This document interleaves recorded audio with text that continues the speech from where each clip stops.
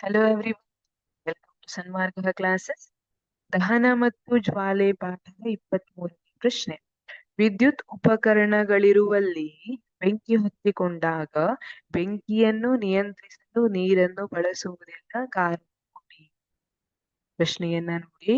ಯಾವುದಾದರೂ ವಿದ್ಯುತ್ ಉಪಕರಣ ಬೆಂಕಿ ಹೊತ್ಕೊಂಡ್ರೆ ಅಥವಾ ವಿದ್ಯುತ್ ಉಪಕರಣಗಳಿರುವಲ್ಲಿ ಬೆಂಕಿ ಹೊತ್ಕೊಂಡ್ರೆ ಬೆಂಕಿಯನ್ನ ನಿಯಂತ್ರಿಸ್ಲಿಕ್ಕೆ ನಾವು ನೀರನ್ನ ಯಾವತ್ತೂ ಬಳಸಬಾರದು. ಇದನ್ನ ನೆನಪಲ್ಲಿಟ್ಕೋಬೇಕು.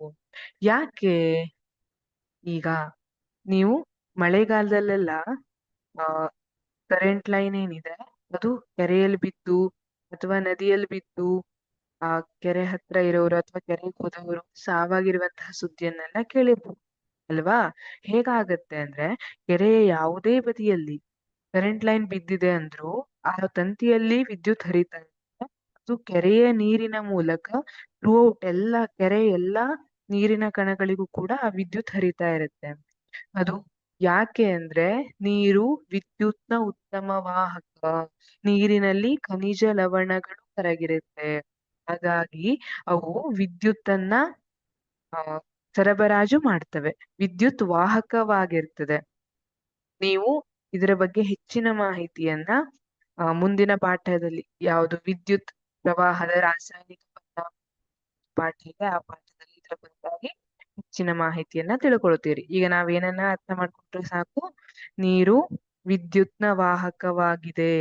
ವಿದ್ಯುತ್ ಉಪಕರಣ ಬೆಂಕಿಯಿಂದ ಹೊತ್ತಿಕೊಂಡಾಗ ನೀರು ಹಾಕಿದರೆ ನೀರಿನ ಮೂಲಕ ವಿದ್ಯುತ್ ಪ್ರವಹಿಸಿ ಬೆಂಕಿ ನಂದಿಸುವವರಿಗೆ ಅಪಾಯ ಉಂಟು ಮಾಡಬಹುದು. ನೋಡಿ, ಇಲ್ಲಿ ಈ ಚಿತ್ರದಲ್ಲಿ ಏನಾಗ್ತಿದೆ? ವಿದ್ಯುತ್ ಉಪಕರಣಕ್ಕೆ ಬೆಂಕಿ ಹೊತ್ಕೊಂಡಿದೆ. ಇಲ್ಲಿ ಈ ವ್ಯಕ್ತಿ ಆ ಬೆಂಕಿಯನ್ನ ಆರಿಸ್ಲಿಕ್ಕೋಸ್ಕರ ಬಕೆಟ್ ಅಲ್ಲಿ ನೀರನ್ನ ಹಾಕ್ತಿದ್ದಾರೆ. ಆದ್ರೆ ಏನಾಗ್ತಿದೆ? ಅವರಿಗೆ ಆ ನೀರಿನ ಮೂಲಕ ಶಾಕ್ ಹೊಡಿತಾ ಇದೆ. ಹಾಗಾಗಿ ಇದು ಬಹಳ ಡೇಂಜರಸ್ ಆಗಿರ್ತದೆ. ಆ ವ್ಯಕ್ತಿಗೆ ಅಪಾಯವನ್ನ ಉಂಟು ಮಾಡುವಂತಹ ಸಂದರ್ಭ ಇರ್ತದೆ. ಜೀವಕ್ಕೆ ಕೂಡ ಅಪಾಯ ಸಂದರ್ಭ ಇರ್ತದೆ.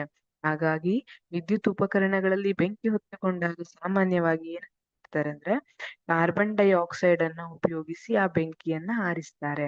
ಒಂದು, ಕಾರ್ಬನ್ ಡೈಆಕ್ಸೈಡ್ ಏನಿದೆ ಅದು ವಿದ್ಯುತ್ನ ವಾಹಕ. ಇನ್ನೊಂದು ಅಂದ್ರೆ ಆ ವಿದ್ಯುತ್ ಉಪಕರಣಗಳಿಗೆ ಏನು ಹಾನಿಯಾಗುವಂತೆ. Thank you.